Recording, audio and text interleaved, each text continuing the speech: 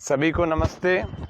स्वामी news के इस योग व स्वास्थ्य के प्रतिदिन के लाइव सत्र में आप सभी का हार्दिक स्वागत करते हुए आप सबका अभिनंदन करते हैं।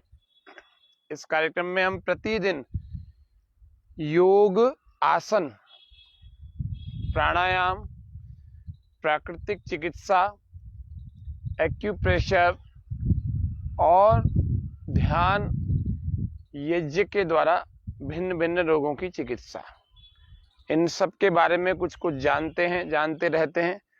ये विशेष सत्र हमारा होता है, साधारण सा सत्र नहीं होता। आप सबके दर्शकों की, आप सभी की भागीदारी से ये लाइव सत्र आयोजित हो रहा है और सबके लिए प्रसन्नता की बात यह है कि 100 सत्र कल पूरे हो गए और आज 101वां सत्र है। बिना किसी अवकाश के कल हमने 100 सत्र पूरे कर लिए। तो ये, और शाम को उसका हमने कार्यक्रम भी चलाया था और सब अलग अलग विद्वानों का, विद्वज्जनों का आशीर्वाद, शुभकामनाएं, आप सभी दर्शकों के भी आशीर्वाद, शुभकामनाएं खूब मिली। तो उसके लिए मैं हृदय की गहराइयों से आप सबका आभार व्यक्त करता हूं। आज 101वां सत्र फिर से आज शुरू करते हैं। योग एक का एक अर्थ होता है उपाय। उपाय हो जाए, हमारे दुखों का उपाय हो जाए, हमारे कष्टों का उपाय हो जाए, हमारी समस्याओं का उपाय हो जाए, तो योग का एक अर्थ उपाय भी होता है। तो आइए मंत्र पाठ के साथ प्रारंभ करते हैं।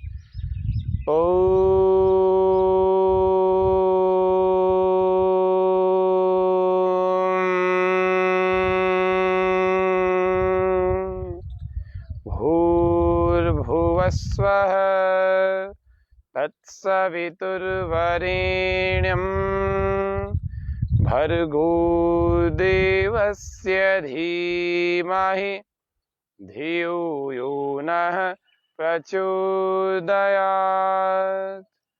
ओम स्वस्ति स्वस्ति स्वस्ति। कैसे योग हमारे जीवन में परिवर्तन लाता है। योग से मन की और तन की और मन की, दोनों की दुर्बलता, दोनों की निर्बलता दूर चली जाती है और दोनों की निर्बलता भगाने का बड़ा सशक्त माध्यम है योग। योग कहने से ही तो व्यक्ति को लगता है कि कोई आसन और प्राणायाम के अलावा कुछ नहीं होगा, कोई व्यायाम होगा। नहीं, वो तो योग का, हठ योग का छोटा सा पार्ट मात्र है। बाकी योग का अर्थ है, ऋषियों के अनुसार वो है समाधि। मनुष्य की को मुक्ति प्राप्त हो जाए, वह उसके लिए एक साधन, एक विधा है योग। तो योग किसको कहते हैं? महर्षि पतंजलि कह रहे हैं, योगश्चित्त वृत्ति निरोध।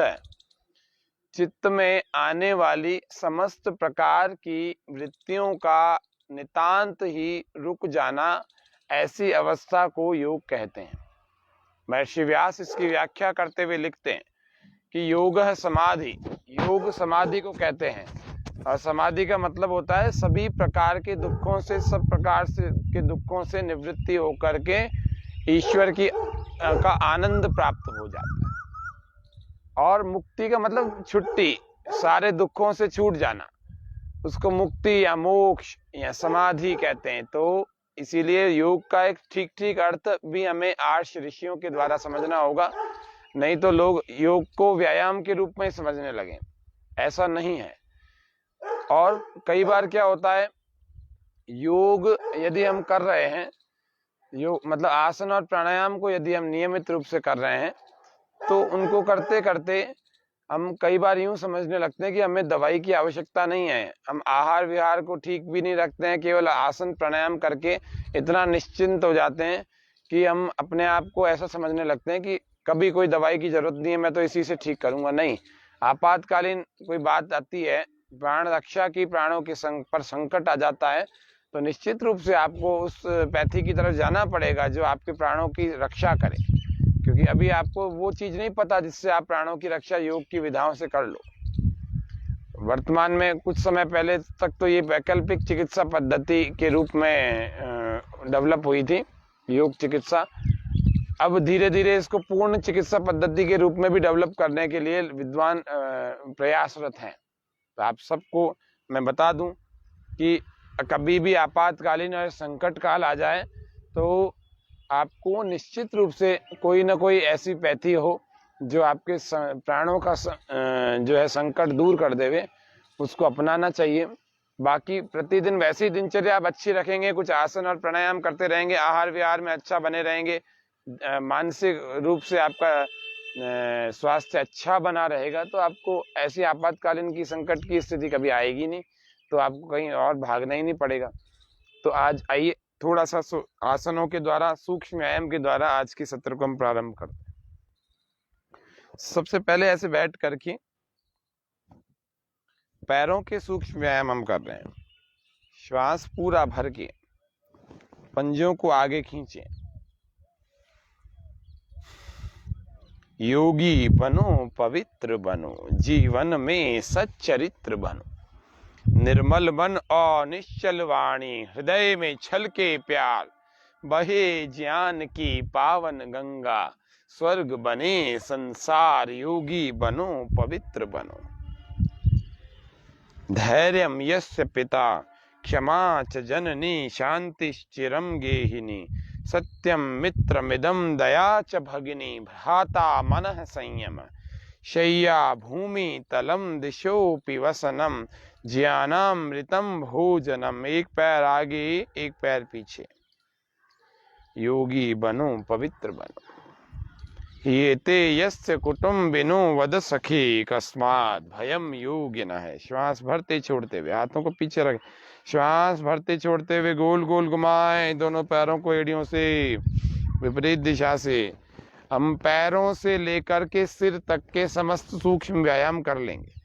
समस्त सूक्ष्म व्यायाम जब हम कर लेते हैं तो हमारे सभी जोड़, सभी मांसपेशियां अच्छी स्वस्थ बलवान होने लगती है।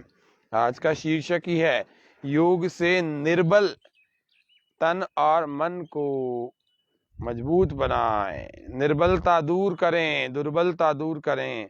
कईयों के पैरों में निर्बलता है, पैरों में, तो पैरों से ही हम निर्बलता को दूर बनाना चाह रहे हैं। बाइंटे बहुत आते हैं, बहुत समस्या आ जाती है। पैरों के सूक्ष्म व्यायाम करेंगे तो बाइंटे नहीं आएंगे, और एक्यूप्रेशर का ये बिंदु दबा देंगे ना तो भी नहीं आएंगे। ये बिंदु कौन सा है? छोटी उंगली छोड़ दो, एक और ये दो, इन दो उंगलियों को आप 20-25 बार दबा दो। जिनके बाइंटे आने की समस्या है, क्रैम्प्स की प्रॉब्लम है, वो नहीं आएगी।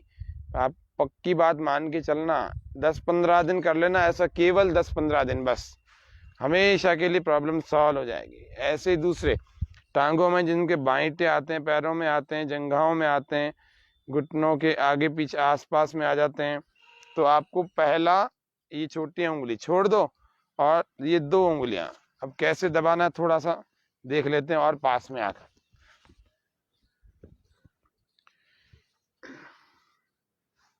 ये देख लेते हैं, ये इसको प्रेशर देना आप। हाँ, दीप्ति जी, गौतम जी, सभी लाइव दर्शकों का, ऋतु जी, सबका हार्दिक स्वागत, अभिनंदन करता हूं। प्रसन्न मन रखेंगे तो एक एक चीज अच्छी हो, काम करेगी। ये एक दबाएं, थोड़ा 2-3 सेकंड के लिए रुकें, फिर वापस ऐसे चलते रहें। ये दोनों को चलें बारी बारी से, 2-2, 4-4 बार इसको दबा दें, 2-2, 4-4 बार इसको दबा दें, दोनों तरफ से, यानी कि दूसरे पैर से भी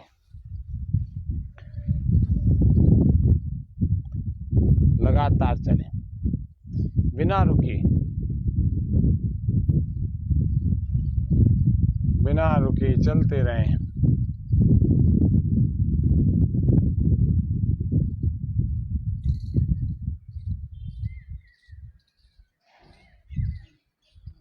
बिना रुके, मतलब 20-25 बार जब तक आप दबाएंगे तब जाकर के इसका कुछ असर होगा। और ये 10-15 दिन कर लेना, और सूक्ष्म व्यायाम करना। जो सूक्ष्म व्यायाम आज आपको बता रहे हैं वो करना। तो उस सूक्ष्म व्यायाम से पैरों की नस नाड़ियां इतनी अच्छी मजबूत होती हैं तो आपको कभी भी बाइंटों की समस्या नहीं आएगी। फिर चलते हैं घुटनों की बात करने के लिए। घुटनों को टाइट करके आपको खींचना है, अच्छा खासा टाइट कर लेना और फिर खींचना अच्छे ढंग से। कैसे? श्वास पूरा भरें, खूब टाइट करके मैंने जमीन से लगा रखा है, कस रखा है। ये सब व्यायाम है।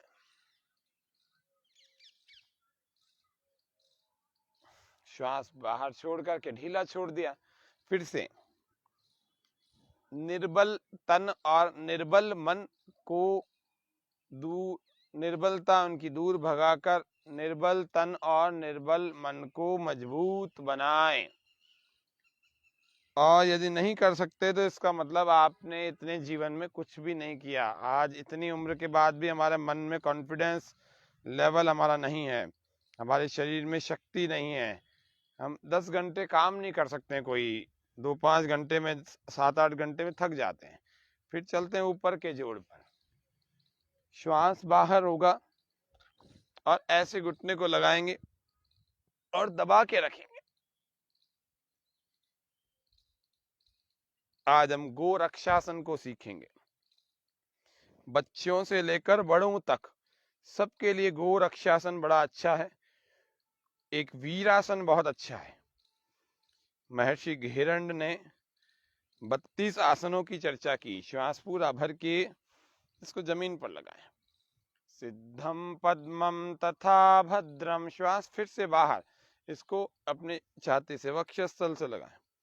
सिद्धम पद्मम तथा भद्रम मुक्तम वज्रम च स्वस्तिकम सिंहम च गोमुखम वीरम धनुरासनमेव च मृतं गुप्तं तथा मात्स्यं मत्स्येन्द्रासनमेव च गोरक्षं पश्चिमोत्तानम् उत्कटं संकटं तथा मयूरं कुक्कुटं कूर्मं तथा चोत्तानकूर्मकम् उत्तानमण्डूकं वृक्षं मण्डूकं गरुडं वृषं। पूरी शक्ति लगाएं। शलभं मकरं चोष्टं भुजंगम योगमासनं द्वात्रिंशदासनान्येव मर्त्ये सिद्धि प्रदानि च। एक अभ्यास और करें। हाथों को इस प्रकार से पीछे कर लेंगे। दाएं पैर से श्वास पूरा भर के ऐसे पूरा चलाएं। ये पैरों के एंकल को ऐसा सीधा कस लें, घुटनों को और नितंब के जोड़ को और पैर को, पूरी टांग को, सबको व्यायाम मिल रहा है। ये सूक्ष्म व्यायाम है हमारी टांगों का, लोअर पार्ट का। सिद्धम पद्मम तथा भद्रम मुक्तम वज्रम च स्वस्तिकम, उल्टा चला लेंगे ऐसे।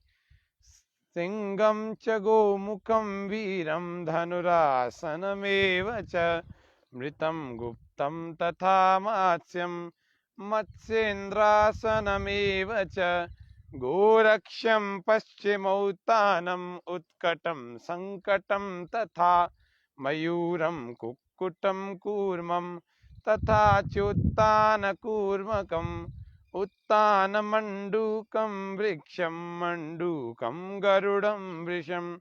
धीरे धीरे हम ऊपर की तरफ बढ़ते जा रहे हैं। अभी हम कूलों के जोड़ तक यानी हिप जॉइंट तक पहुंच चुके, पैरों से नीचे, पैरों से ऊपर चलते चलते यहाँ तक पहुंच चुके। अगले अभ्यास की तरफ चल रहे हैं। अब अगला अभ्यास है हमारा भद्रासन की तरह से। श्वास पूरा भर के ऊपर, श्वास पूरा बाहर। आपको सूर्य नमस्कार प्रतिदिन करना चाहिए।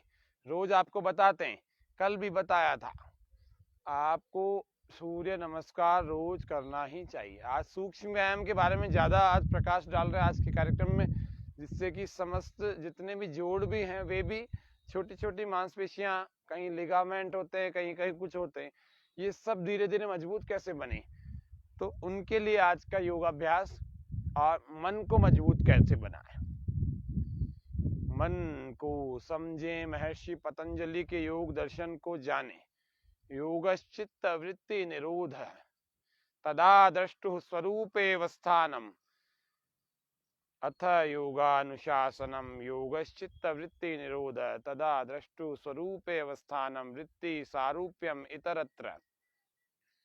वृत्तयः पंचतयः क्लिष्टा क्लिष्टा। अलग अलग सूत्रों के माध्यम से 195 सूत्र पूरे योग दर्शन में 4 पाद, समाधि पाद, साधन पाद, विभूति पाद और कैवल्य पाद के रूप में दिया। और इस सारे 195 सूत्रों में मोक्ष प्राप्त करने की विधि महर्षि पतंजलि बता रहे हैं। बहुत बड़ा साइकोलॉजी है इसमें, बहुत बड़ा मनोविज्ञान भी दिया हुआ है। चित्त के ऊपर इतना कोई व्यक्ति प्रामाणिक और इतना विशेष लिख सकता है कोई व्यक्ति, तो वो ऋषि के अलावा कोई नहीं हो सकते हैं। आप अपने चित्त के बारे में नहीं जानते, आप इस आत्मा के बारे में नहीं, अपने बारे में नहीं जानते, परमात्मा के बारे में नहीं जानते, अपने मन के कार्य करने की शैली के बारे में नहीं जानते, और अपने इन समस्त के अलावा प्रकृति के बारे में नहीं जानते। 3 ही तत्व अनादि और अनंत हैं। त्रैतवाद के सिद्धांत को योग करने वाले को मानना चाहिए। ईश्वर, जीव और प्रकृति, ये तीनों का ना तो कभी जन्म होता है और ना ही कभी इनकी मृत्यु होती है। ये फूलों के जोड़ों के लिए हमने किया। अब किसी के वजन कुछ ज्यादा है, मान लीजिए पेट पर बहुत चर्बी, बहुत शेप भी बिगड़ा हुआ है, तो थोड़ा सा उसको चक्की चालन जैसी कुछ क्रियाओं के द्वारा दूर कर सकते हैं। श्वास बाहर आगे आए, श्वास भरें तो पीछे ले जाए। शरीर में फुर्ती नहीं होगी ना, तो कुछ भी अच्छा काम करने का मन नहीं करेगा। फुर्ती तो पैदा करनी पड़ेगी, सुबह के व्यायाम से पैदा कर सकते हैं, कुछ प्राणायामों से, कुछ आसनों से आपको करनी ही होगी। अब तो आपकी स्थिति ठीक हो गई थोड़ी सी, तो फिर पैरों में थोड़ा फासला बनाए। जिनके कमर में दर्द हो वो बहुत ज्यादा आगे ना झुके, थोड़ा सा झुके। बाकी सारे लोग इसको कर सकते हैं। कमर दर्द वाले आगे झुकने वाले करने की बजाय मरकट आसन, भुजंग आसन आदि का अभ्यास किया करें। पहले कमर का दर्द ठीक करें, उसके बाद दूसरी चीजों को करना चाहिए। मरकट आसन, भुजंग आसन, शलभासन। कमर दर्द है तो कमर दर्द के आसन करें, पेट में समस्या है तो सारी चीजें करें, सिर में मस्तिष्क की समस्या है, डिप्रेशन है, स्ट्रेस है, एंजाइटी है, फोबिया है, हिस्टीरिया है, तो मानसिक रोगों की चिकित्सा वाले आसन और प्राणायाम दोनों करें। पूरा पैकेज ही हो गया। थायराइड है तो थायराइड के लिए उज्जाई, सिंहासन, सर्वांग आसन, हलासन, मत्स्यासन, सुप्त वज्रासन और मिट्टी पट्टी गले पर, और उसके अलावा भी कुछ क्रियाएं हैं 5-5, 6-6 और, तो 8 से 10 क्रियाएं थायराइड को ठीक करने वाले लोग करें। तो 2 तो मुख्य रूप से है, उज्जाई और सिंहासन। उज्जाई एक प्राणायाम है, सिंहासन एक आसन है। अब इसको और फैला देंगे और पूरा ऐसे गोल घुमा कर, श्वास बाहर और आगे की तरफ जा रहे हैं और श्वास भरें पीछे की तरफ।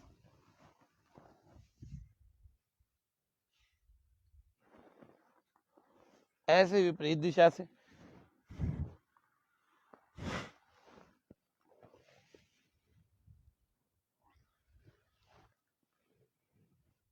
दोनों पैरों को पास में कर लेंगे। नौका चालन, अंगूठा बंद, मुट्ठियां बंद, अंगूठा अंदर, श्वास बाहर, श्वास भरे पीछे जाए।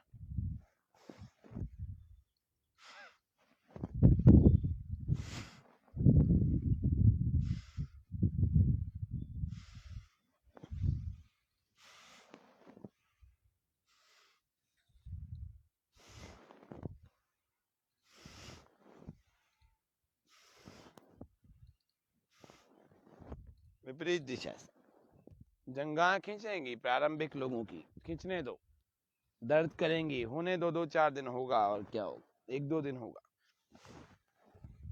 घुटने मत मोड़ना, लेकिन श्वास बाहर और ठोड़ी को लगाएंगे जमीन से, दोनों हाथों को ऐसे साइड में रखेंगे। जब अच्छा होने लगेगा तो ऐसे पीछे भी रख सकते हैं, पहले तो साइड में रखेंगे। श्वास बाहर, नाक को या ठोड़ी को, दोनों में से किसी को भी लगाएं। इसको धीरे धीरे करेंगे। पहले पैरों में फासला नहीं है, पैर पास में है। श्वास बाहर,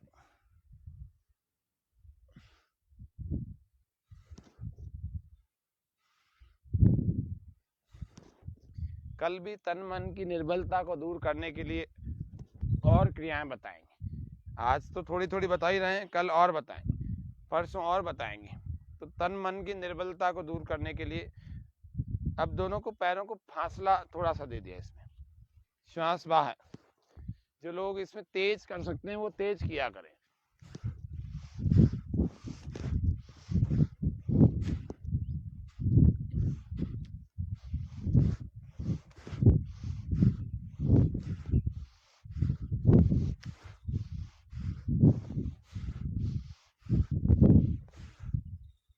ऐसे कर, इस तरह से करेंगे तो कुछ शरीर में हलचल होगी। जहां कमजोर भाग हैं उनका व्यायाम होगा, कमजोर भागों का सबका व्यायाम हो जाएगा और सारे मजबूत बन जाएंगे। योग का एक अर्थ मैंने कहा था उपाय भी होता है। भगवान कृष्ण को भी कह रहे हैं कि भगवान कृष्ण योगेश्वर हैं, योगेश्वर थे योगेश्वर। उनके पास उपाय बहुत सारे थे, उपायों के ईश्वर थे। श्वास पूरा बाहर, एक हाथ सामने जमीन पर रखे, पूरा हथेली को टिका देंगे, दूसरा उसी की सीध में पीछे रखें। श्वास पूरा बाहर और पूरी तरह से पीछे घूम जाए।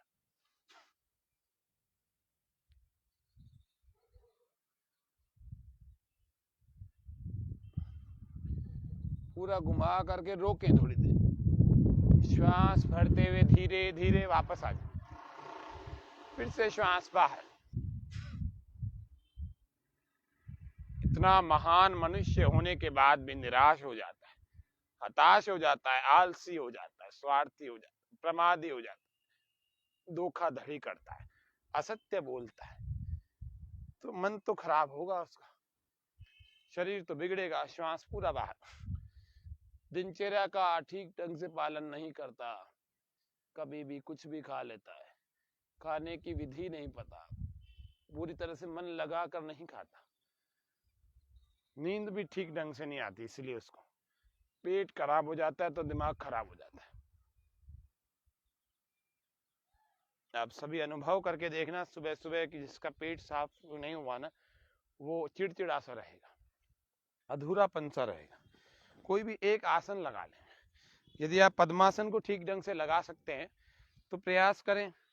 एक पैर को ऐसे जंघा पर रख लेंगे, इस घुटने को जमीन पर रख लेंगे, दूसरे पैर को भी धीरे धीरे लाएं और धीरे से इसको दूसरी जंघा पर रख लेंगे और दूसरे घुटने को भी जमीन पर रख लेंगे। ये लग जाएगा पद्मासन, इसको कहते हैं।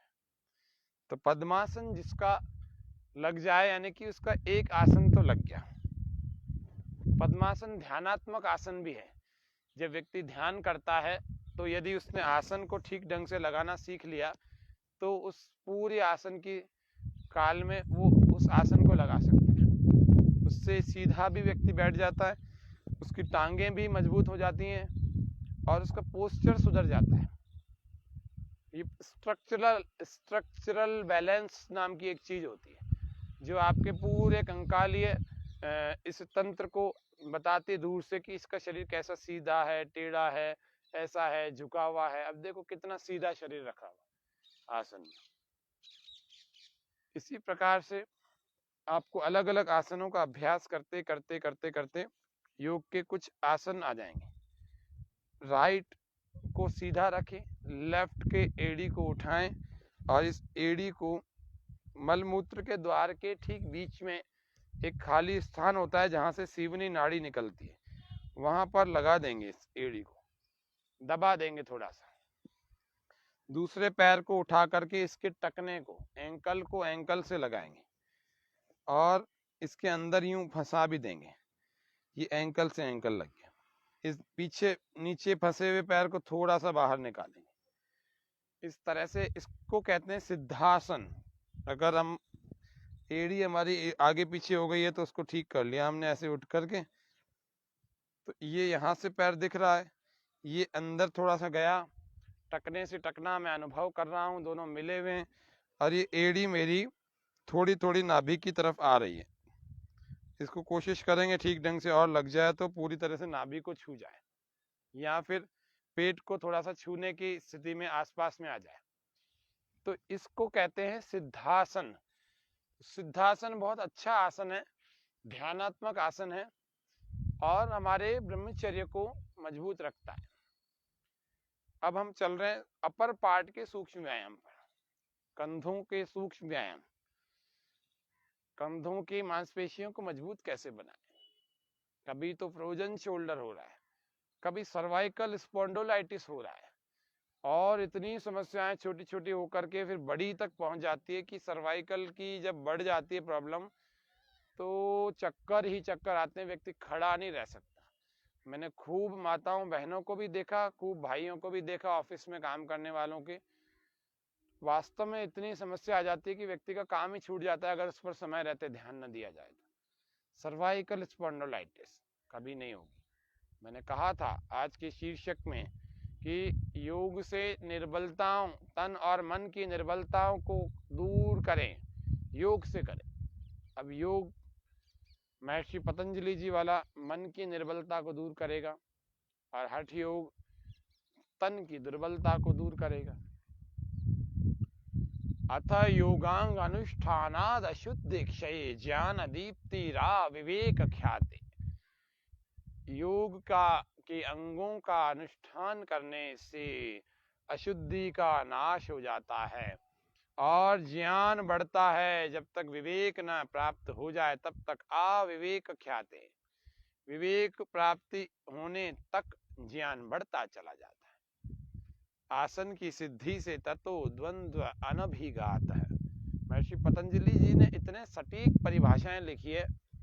प्राणायाम की सिद्धि से क्या होता है, ब्रह्मचर्य की सिद्धि से क्या होता है, आसन की सिद्धि से क्या होता है, सब कुछ। प्रत्याहार किसको कहते हैं, धारणा किसको कहते हैं, धारणा सुयोग्यता मनः, ध्यानम निर्विषयम मनः, सांख्य का सूत्र है, महर्षि पतंजलि का सूत्र है। वो क्या कहते हैं ध्यान के बारे में, तत्र प्रत्येकतानता ध्यानम, वहां ज्ञान की निरंतरता, एक तानता, उसी को ध्यान कहते हैं। तो ऋषियों की असली परिभाषाएं पढ़नी पड़ेंगी और योग के वास्तविक स्वरूप को समझना पड़ेगा। ये कोई व्यायाम योग नहीं है, ये समझ लीजिए आप। कोई सोचता है मैं 5-7 आसन कर लेता हूं तो मैं योगी हो गया, भाई गलत फहमी में है। महर्षि पतंजलि के अष्टांग योग को जिसने नहीं जाना, भगवान श्री कृष्ण के कर्म योग, ज्ञान योग, भक्ति योग, सांख्य योग आदि को गीता के माध्यम से नहीं जाना, भीष्म पर्व जो महाभारत का है, तो फिर क्या जाना। फिर तो हठ योग के लिए तो महर्षि दयानंद ने सत्यार्थ प्रकाश में बहुत सारी बातें कही है। वो कह रहे हैं कि हठ योग की कुछ क्रियाएं तो ऐसी हैं जो बाजीकरी है, बाजीकरी का खेल है। जैसे व्यक्ति इन्हीं को करता रहता है और सोचता है मैं बड़ा योगी हो गया, मेरे को जलने थी, सूत्रने थी, और मेरे को क्या आ गई, वस्त्र धोती आ गई। और वस्त्र धोती आने के बाद ये 5-7 और क्रियाएं आने के बाद अपने नाम के आगे योगी भी लगा देता है, आगे या पीछे लगा देता है। वो सोचता है वैसे लोग कहीं नहीं कहें मेरे नाम के आगे जुड़ा हुआ ही है ना, उपनाम की तरह से, तो वैसे योगी निकल जाएगा। ये क्या बात हुई, योगी भी बुलवा बुलवा करके बोलोगे, ऐसे काम करो। योग के क्षेत्र में बहुत विद्वान हैं। हमारे पूज्य आचार्य सत्यजीत जी हमारे राष्ट्र में रहते हैं, योगी हैं, कभी जा करके मिलो। ऐसे उनके द्वारा लगाए हुए साधना शिविरों में जाओ, वो लगाते हैं साल भर में 1-2-3 शिविर लगते हैं, 2 शिविर लगते हैं। पूज्य आचार्य सोमदेव जी, स्वामी विश्वंग जी, इतने सुंदर, इतने बड़े विद्वान हैं, योगी हैं। योगी व्यक्ति के सानिध्य में रहना चाहिए, योगी व्यक्ति से मार्गदर्शन प्राप्त करना चाहिए, उनके द्वारा आयोजित शिविरों में जाना चाहिए। बहुत सारे विद्वान और भी हैं, पूज्य आचार्य प्रद्युम्न जी महाराज, आचार्य आशीष जी, बहुत सारे विद्वान हैं इस भारतवर्ष में अभी भी। हाँ ये बात ठीक है, अच्छे विद्वान उंगलियों पर गिने जा सकते हैं, इतने ही हैं, लेकिन हैं अभी जिन जिन के मैंने नाम बताए, ये श्रेष्ठ विद्वान हैं आर्य जगत के, भारतीय समाज के ये बड़े अच्छे विद्वान हैं, योग के वास्तविक मर्म को जानते हैं। ये गर्दन के सूक्ष्म व्यायाम हमने किए, पहला आगे और पीछे का, धीरे धीरे करना जिनको सर्वाइकल स्पॉन्डिलोलाइटिस। दाएं और बाएं का, कान को कंधे से लगा लें। तीसरा, गर्दन को ही घुमा करके ले जाए, श्वास बाहर। कुछ लोग कहते हैं योग की गहरी विधाओं को कैसे सीखें, तो वैदिक धर्म का कोई गुरु आपको मिल जाए तो उनसे आप योग की गहरी विधा को सीख सकते हैं, अष्टांग योग को सीख सकते हैं। उन्हीं गुरुओं के मैंने, उन्हीं आचार्यों के, उन्हीं श्रेष्ठ आचार्यों के मैंने आपको आज नाम भी बताए। कहाँ रहते हैं, कैसे जाया जा सकता है, जो जानना चाहे वो मेरे से संपर्क कर सकते हैं। मैं आपको पूरा निर्देश, पूरा गाइडेंस कर दूंगा कि कैसे कैसे योग के स्तर को बढ़ाया जाए, अपने स्तर को बढ़ाया जाए। ये तो आसन प्राणायाम, ये तो नियमित रूप से व्यायाम के रूप में आपको करना ही है, दिनचर्या का हिस्सा बना के। फिर योग को आगे भी तो जानना है, कोई जिंदगी भर इसी पर थोड़ी रहना है। तो आगे जानना है तो आपको अष्टांग योग का, महर्षि पतंजलि के अष्टांग योग को जानना पड़ेगा, नहीं तो आप अधूरे ही रह जाएंगे। हमने सूक्ष्म व्यायाम के रूप में अलग अलग क्रियाओं को कर रहे हैं, किया भी और कर भी रहे। श्वास पूरा बाहर, श्वास भर के वापस, श्वास पूरा बाहर। आज का यह सत्र थोड़ा विलंब से हमने प्रारंभ किया, 7 बजे के लगभग किया, जिससे कि और भी लोग इसमें से जुड़ जाएं, क्योंकि काफी सारे लोग आज भी देर से उठते हैं। तो मैं समझता हूँ आज काफी सारे लोग इसका लाभ उठा रहे हैं, लाइव में भी बने हुए हैं। ये छोटे छोटे सूक्ष्म व्यायाम है। ये आपका, ये ऑफिस का स्ट्रेस बहुतों को है, लिखते रहते हैं, राइटर्स हैं, या फिर कंप्यूटर चलाते रहते हैं, हाँ, टेबल पर बैठे रहते हैं, लगातार एक ही पोस्चर में बैठे रहते हैं। ये करें, ये सारे सूक्ष्म व्यायाम है। कस लेवें शरीर की इन भुजाओं को, इन पंजों को, इन हथेलियों को ऐसा कसें कि जैसे कोई लोहे के बॉल को पकड़ रहे हैं, और श्वास भरते हुए, पूरा बंद ना करें, यहाँ तक लाए और श्वास छोड़ते हुए धीरे धीरे वापस खोल ले।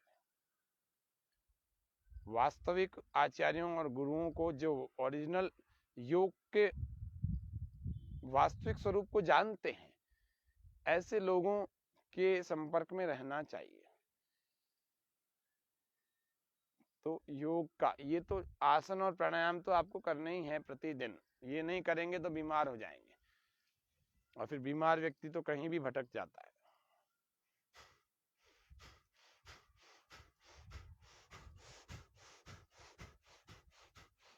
पूरा खोलिए ताकत के साथ, कोहनिया सीधी, अंगूठा एक बार अंदर होगा और एक बार बाहर होगा, ठीक है। तो पूरी ताकत के साथ आपको खोलना भी है, पूरी ताकत के साथ बंद भी करना है।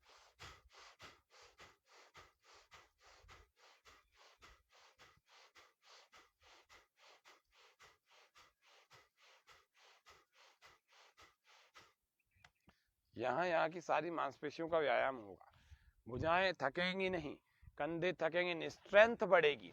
स्ट्रेंथ बढ़ेगी ना तो शक्ति बढ़ गई, और क्या। ये घुमा दिया है ऐसे गोल गोल, अंगूठा अंदर रख के यूं घुमा दिया है, अलग अलग भी रख ली, या फिर आप इनको जोड़ करके यूं घुमाएं।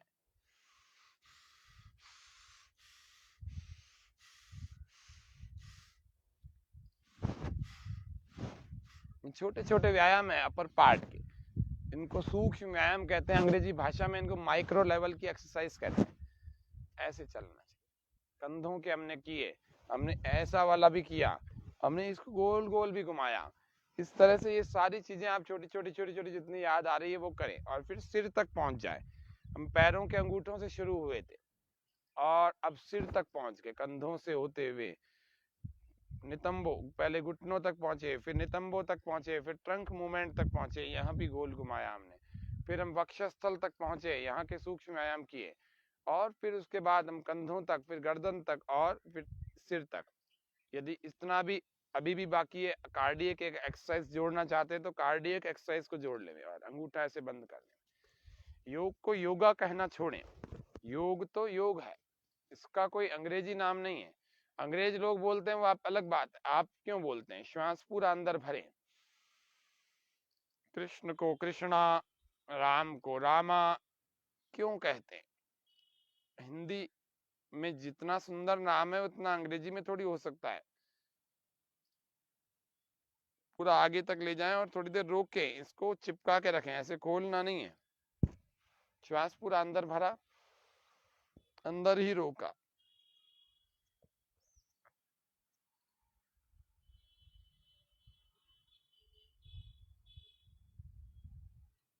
श्वास छोड़ते हुए वापस ले आए। फिर से एक बार और करें। प्रकृति की गोद में योग, उद्यान में, पर्वत पर, सरोवर के किनारे, सागर में, सब जगह योग ही योग, योग ही योग। वहां पर जाएं तो आप व्यर्थ में घूमने में समय बिताएं, थोड़ा सा बिता लें, कोई बात नहीं, पूरा समय खराब ना करें। यदि सुबह सुबह आप ऐसी प्राकृतिक स्थल पर पहुंच रहे हैं तो थोड़ा सा प्राणायाम, ध्यान ऐसा करने का प्रयास करें। श्वास पूरा भर के। इसमें वक्षस्थल का एक और भी व्यायाम है। वो क्या है? ये पंजों का इंटरलॉक है ना, ये आपको करके ऐसे पीछे रख लेना चाहिए और श्वास पूरा भर के, पूरा भार आपको पीछे रखना, पीछे डालना है। पीछे कितना? कमर से ज्यादा दूरी पर नहीं।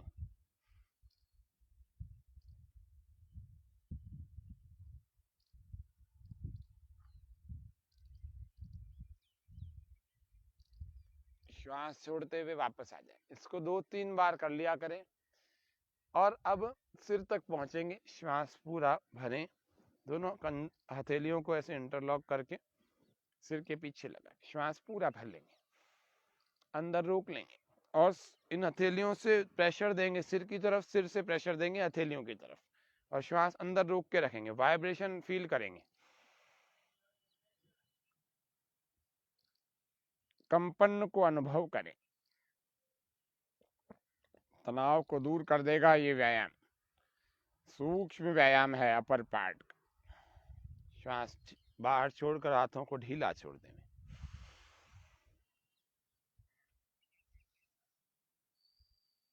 अब इतने सारे आज आपको 25-30 चीजें बताई, इसमें से 8-10 चीजें तो रोज करनी है सूक्ष्म व्यायाम।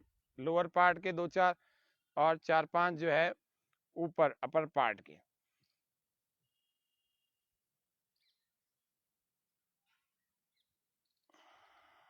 जिनकी समस्या हो धीरे धीरे करना, जिनकी समस्या नहीं है मध्यम गति से करना। तेज तो नहीं करनी चाहिए, तेज से चंचलता बढ़ जाती है। तेज तो दंड बैठकें कर लिया कर। दंड बैठकें जो करता है वो मजबूत रहता है। बस किसको करनी चाहिए किसको नहीं वो बातें हैं, लेकिन लगभग 90% लोग कर सकते हैं। जिनके शरीर में थोड़ा ऊर्जा का स्तर अच्छा लग रहा है तो अपनी क्षमता के अनुसार, आयु के अनुसार दंड बैठकें कर सकते हैं। लेकिन निर्देशन में करना चाहिए कि विशेषज्ञ से राय सलाह लेकर के कि शुरुआत में 2-4 दंड बैठकों से शुरू करना चाहिए। श्वास पूरा भरें, अंदर रोके, दबाव देंगे हाथ को सिर की तरफ, सिर को हाथ की तरफ, श्वास बाहर छोड़ देंगे। ऐसे ही दूसरी ओर भी।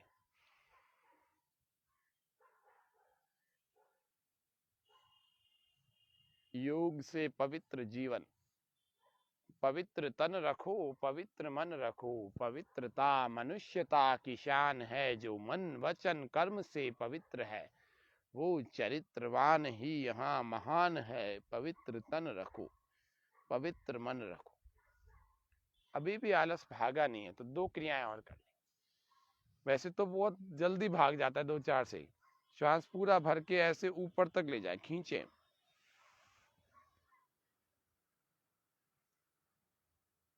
और श्वास अंदर रोक कर रखे, शरीर ऊपर की ओर खींचे,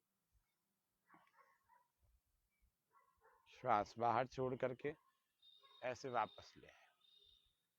इस तरह से छोटी छोटी क्रियाएं एक्टिव करने के लिए। दूसरी क्रिया बता रहा हूँ, ये कान है, थोड़ा और पास में आकर बताता हूँ जिससे कि थोड़ा आपको समझ में भी आने लगे।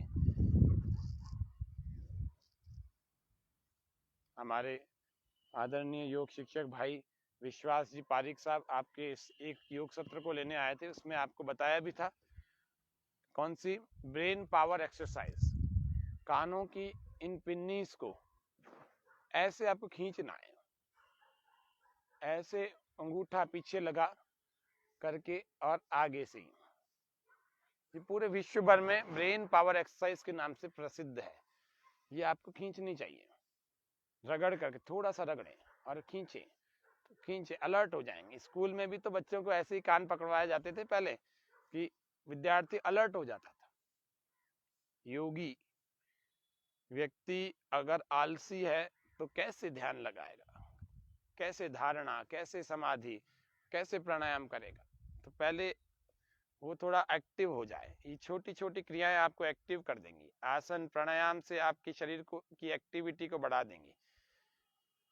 ऐसे 5-10 बार ऐसे खींच लिया करें, और अच्छे ढंग से अगर आप खींच सकते हैं, गिरेंगे नहीं, टूटेंगे नहीं, लंबे नहीं होंगे, खींचेंगे नहीं, लटकेंगे नहीं, चिंता मत करो।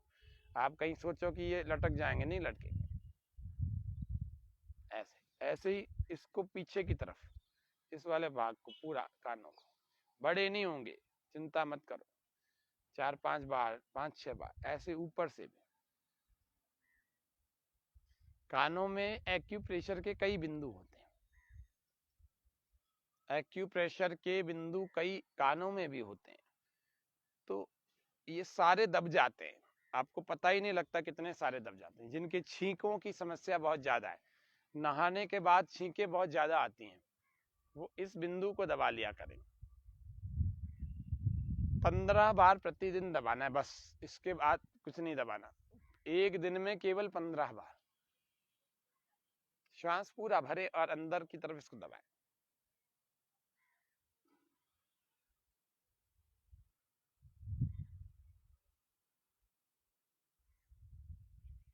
प्राणायाम करने के लिए हम आगे बढ़ रहे हैं।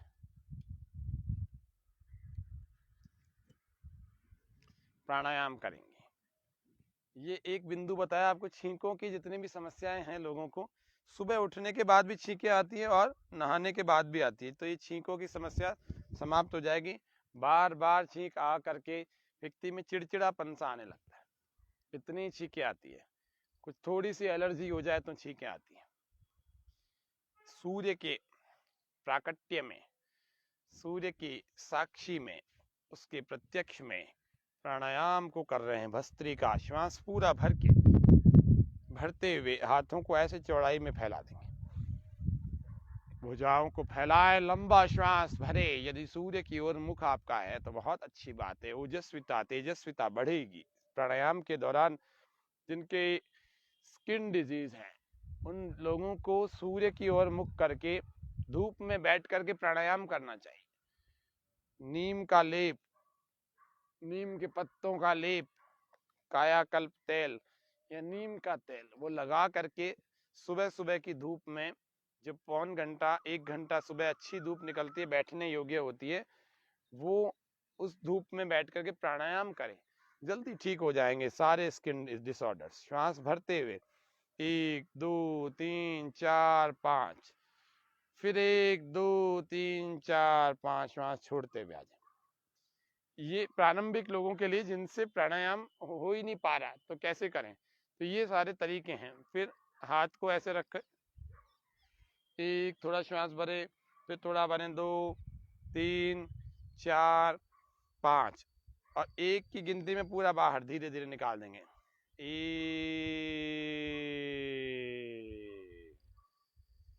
इसी प्रकार से ये भी भस्त्रिका प्राणायाम को कर रहे हैं, और ये तरीके से ऐसे कर रहे हैं कि आसानी से बूढ़े, बीमार, कमजोर लोगों से भी होने लगता है। कई बार हमने देखा है कि कमजोर लोग या ज्यादा बीमार लोग को कहते हैं हमसे प्राणायाम होता ही नहीं, हम कैसे करें? तो भस्त्रिका नाम का यदि प्राणायाम है तो उसको आप इस प्रकार से गिनती के साथ करें, हाथों के सहारे के साथ करें, हाँ, या फिर हाथों को ऊपर ले जाएं श्वास भरते हुए, और हाथों को नीचे ले आए श्वास बाहर छोड़ते हुए। छोटे छोटे से तरीके आपकी मदद करेंगे। फिर एक शोधन की क्रिया है हठ योग में बताई, शुद्धि की क्रिया, उसका नाम है कपाल भाती। तो कपाल भाती को आप किया करें, प्रतिदिन किया करें।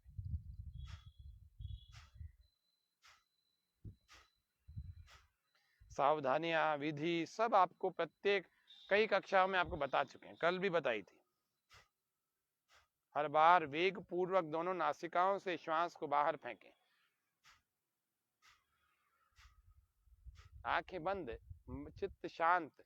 एक मुद्रा किसी को लगा दें, यदि वायु बढ़ी हुई है तो, मोटापा बढ़ा हुआ है तो पृथ्वी मुद्रा, और ज़्यादा बढ़ा हुआ है, बहुत ज़्यादा बढ़ा हुआ है फैट, आपको जल्दी रिड्यूस करना है, तो सूर्य मुद्रा को लगा करके 16 मिनट तक प्राणायाम कंटिन्यू करें, या 16 मिनट तो लगातार आपको इसको लगा के रखना चाहिए। सूर्य मुद्रा, ये तीसरी वाली अंगुली अंगूठे की जड़ में लगा दी, सूर्य मुद्रा।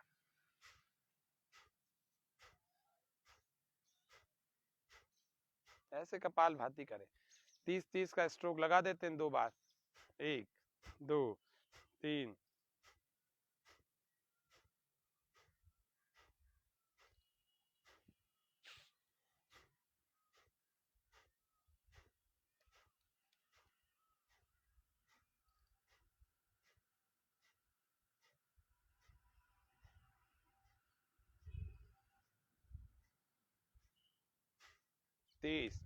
श्वास पूरा बाहर फेंक करके अपने पेट को अंदर खींचे, उड्डयन मन जैसे लगाते हैं, और पेट को अंदर खींचने के बाद अपने हाथों से अपने पेट की मसाज करें।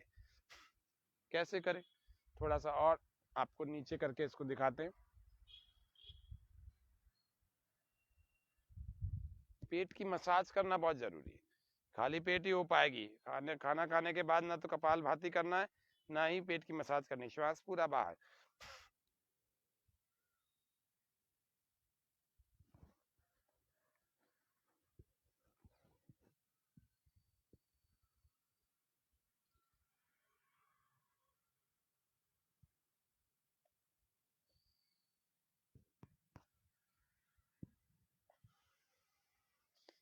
फिर दूसरी बार फिर कपाल भाती कर लिया।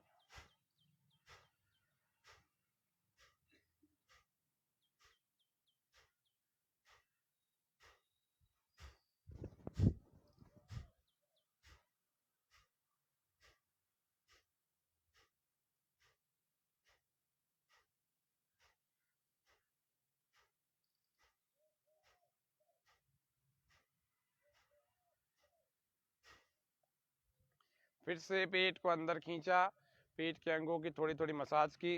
अब इस वाले भाग से करेंगे, हाथों के इस भाग से। अभी तक इस भाग से कर रहे थे, अब इस भाग से करेंगे।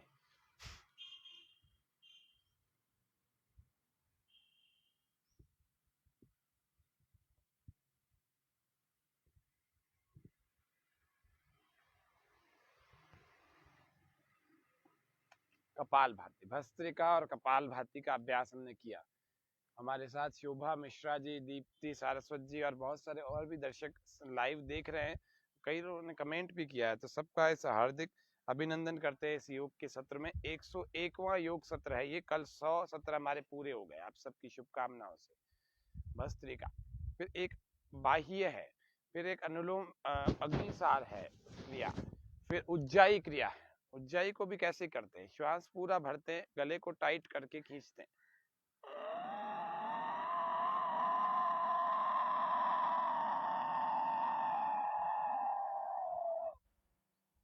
प्रारंभ में आपको खांसी आए तो घबराना नहीं, सही खींच रहे हैं ये समझ लीजिएगा।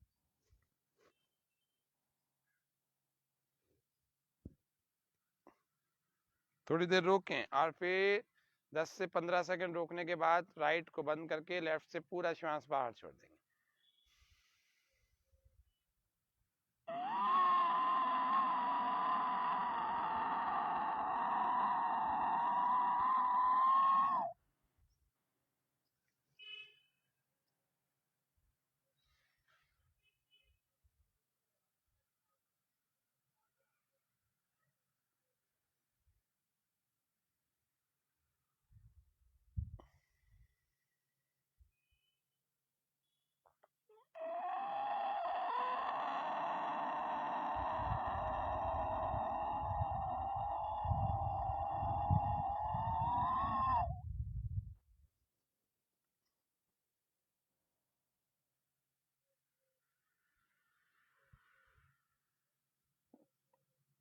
कुछ लोगों को पहले दिन नहीं समझ में आता। ये थायराइड की प्रॉब्लम को, टॉन्सिलाइटिस को, फेरेंजाइटिस को, लेरेंजाइटिस को, स्नोरिंग को, हकलापन को, तुतलापन को, स्वर भेद को, स्वर भंग को, और भी कई समस्याओं को दूर कर देते। और किया है, हजारों लोगों ने किया, लाखों लोगों ने इन छोटे छोटे क्रियाओं से लाभ उठाया है, तो ये उज्जाई क्रिया है। ये कुछ दिनों में करते करते समझ में आने लगती है, ऐसा नहीं कि नहीं आएगी। तो ये फिर अनुलोम विलोम क्रिया को करें, एक प्राणों की क्रिया है अनुलोम विलोम। राइट को बंद करें, लेफ्ट से पहले श्वास बाहर छोड़े,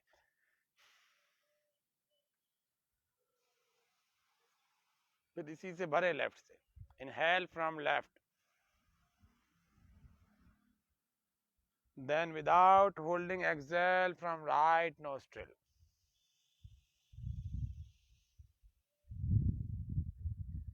Inhale from right nostril.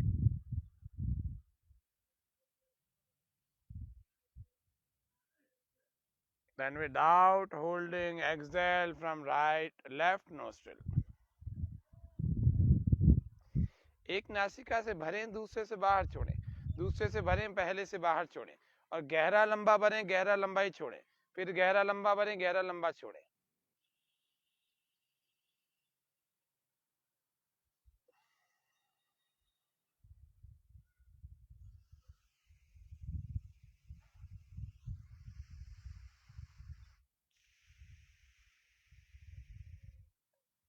ये प्राणायाम 5 से 10 मिनट जरूर किया करें। आपको बता दूं कितनी लंबी श्वास की हमारी क्षमता होनी चाहिए, एक बार देख लेते। इतना पास में आकर आपको बता रहा हूँ और धीरे धीरे बता रहा हूँ। राइट को मैंने बंद किया, पहले मैंने बंद किया, पूरे श्वास को लेफ्ट से मैंने बाहर छोड़ दिया और बाहर ही छोड़ा, छोड़ के रखा ऐसे। अब मैं भर रहा हूं।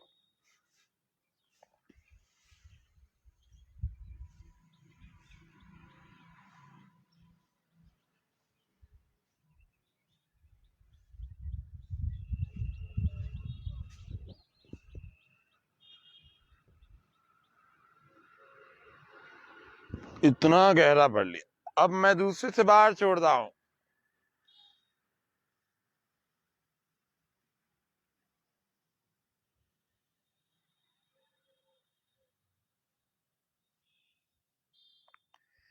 फिर इसी से गहरा भर रहा हूं।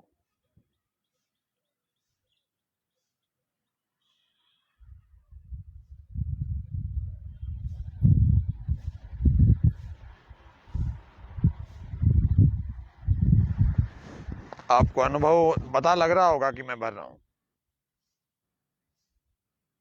फिर इसको बंद करके दूसरे से बाहर।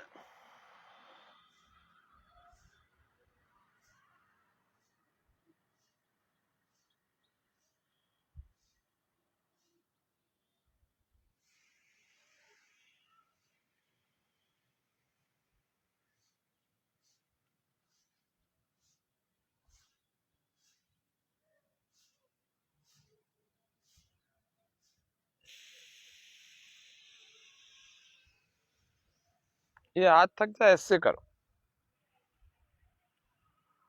गहरा लंबा श्वास भरेंगे और गहरा ही लंबा बाहर छोड़ेंगे। ये संकेत के रूप में आज थोड़ा सा बताया, लंबा करवाया नहीं है।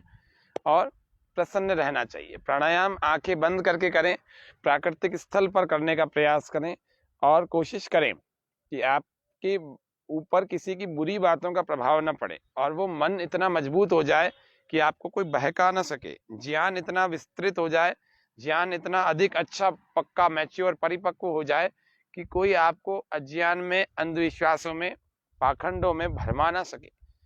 तो ये थोड़ा सा आपको इंटेलिजेंट भी बनने के लिए ऋषियों के विचारों को पढ़ना पड़ेगा, नहीं तो कोई भी व्यक्ति आपको अंधविश्वासों में धकेल सकता है, कोई भी व्यक्ति उल्टी पुल्टी बातों में अपने फंसा सकता है। और वो अज्ञान भी दुख का एक बड़ा कारण है, अज्ञान दुख का बड़ा कारण है, अविद्या दुख का बड़ा कारण है। इसीलिए वैदिक धर्म की ओर चलें, बढ़ें, वेद की ओर चलेंगे, योग की ओर चलेंगे, निश्चित रूप से हमारे सारे दुखों का नाश होगा।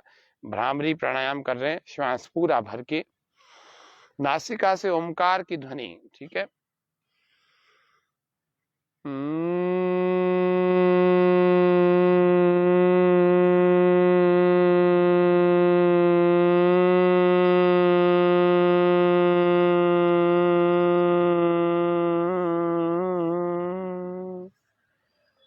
3 उंगलियां आंखों पर, 1 उंगली ललाट पर, माथे पर, कपाल पर, और अंगूठों को कानों से बंद। कहीं जोर अगर लगाना है तो कानों में लगाना है, बाकी सब को केवल रखना है। ठीक है, चलेंगे फिर से। पूरा श्वास भर के नासिका से हमिंग करते हुए, नाक से हमिंग करते हुए आवाज निकालनी, 3 बार करना।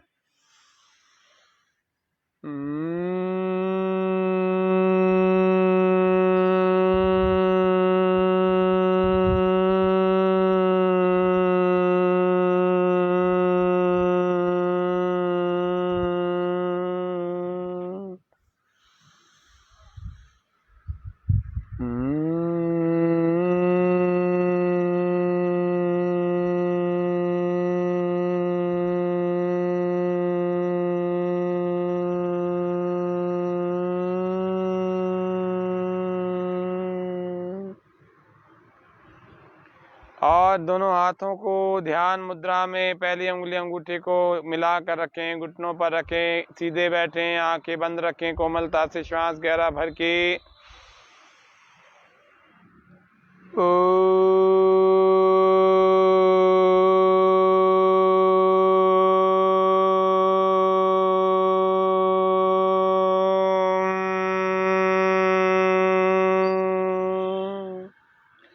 फिर से श्वास भरें, गहरा भरें।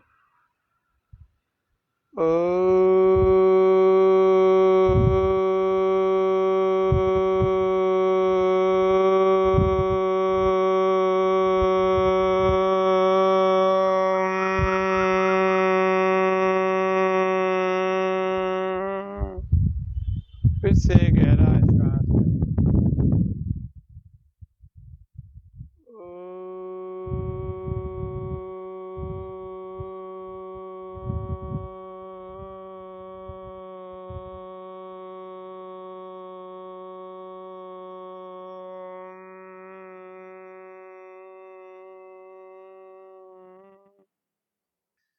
परमपिता परमात्मा से प्रार्थना करें कि हे प्रभु, मेरे शारीरिक स्वास्थ्य को, मेरे मानसिक स्वास्थ्य को, मेरे बौद्धिक आत्मिक स्वास्थ्य को, मैं शरीर से बलवान बनूं, मैं आत्मिक उन्नति करूं। शारीरिक, आत्मिक और सामाजिक उन्नति करना, ये मनुष्य का लक्ष्य, उद्देश्य, ये उसके कार्य होने चाहिए। पहले पहले वो शरीर से निश्चिंत हो जाए, शारीरिक उन्नति हो जाए उसकी। फिर दूसरा, उसकी मानसिक आत्मिक उन्नति होनी चाहिए, आत्मिक उन्नति, आत्मा की उन्नति हो जाए, भीतर से गंदी बातों को निकाल फेंके, आत्मिक उन्नति हो जाए, समस्त क्लेशों को धीरे धीरे दूर करने का प्रयास करें। और फिर सामाजिक उन्नति, समाज में एक अच्छे सभ्य मनुष्य बन करके रहें, व्यवहार अच्छा रखें। परमात्मा से प्रार्थना करेंगे कि मेरे सभी प्रकार के जो हमने अभी कहे, ये सभी प्रकार की उन्नतियां हों और मैं इस जीवन में सफल हो जाऊं, ईश्वर का भक्त हो जाऊं तो सफल हो जाऊंगा। कर्म योग करें पूरा, अपने कर्तव्य पथ से हटे नहीं, और हम कर्तव्य पथ से भी नहीं हटेंगे, और ईश्वर की उपासना भी करेंगे, शरीर को अच्छा रखते हुए करेंगे, संयम पूर्वक, सदाचार पूर्वक, दया, करुणा, प्रेम के भावों को लेकर के हम इस जीवन को जिएंगे। गहरे श्वास भरें।